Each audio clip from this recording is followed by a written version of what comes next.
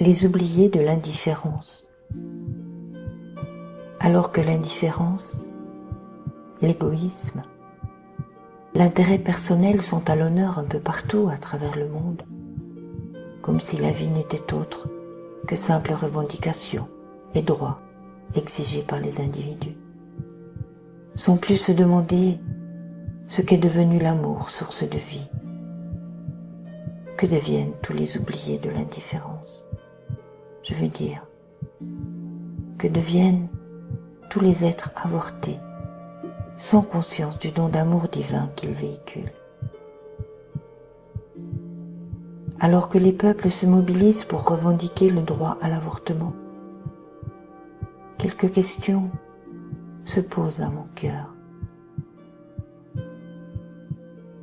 Qu'adviendrait-il si chaque femme qui avorte, si chaque père prenait le temps de prendre dans son cœur cet être de lumière, ce don d'amour pur, avec bienveillance et respect,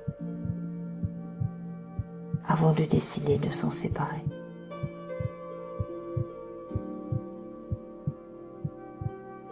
Qu'adviendrait-il si chaque petit être était alors pris avec amour, reconnu, regardé et vu comme don de la vie?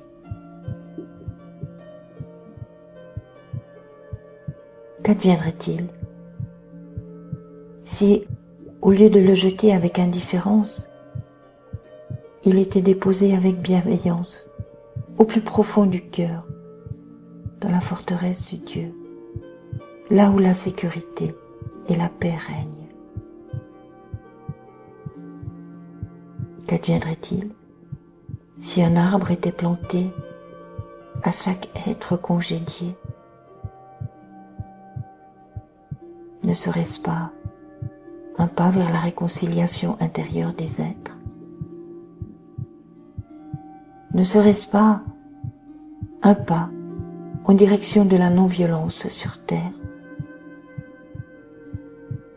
Ne serait-ce pas enfin le retour de l'intérêt pour l'autre, de l'amour et du respect collectif, un pas hors de l'indifférence, hors de l'égoïsme? Ne serait-ce pas un juste retour à la paix profonde en chacun,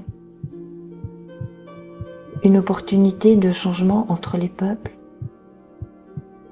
une manière de sauvegarder la vie sur terre? Comment est-il possible de s'inquiéter de l'avenir de la planète si l'indifférence à l'amour est le maître de l'homme?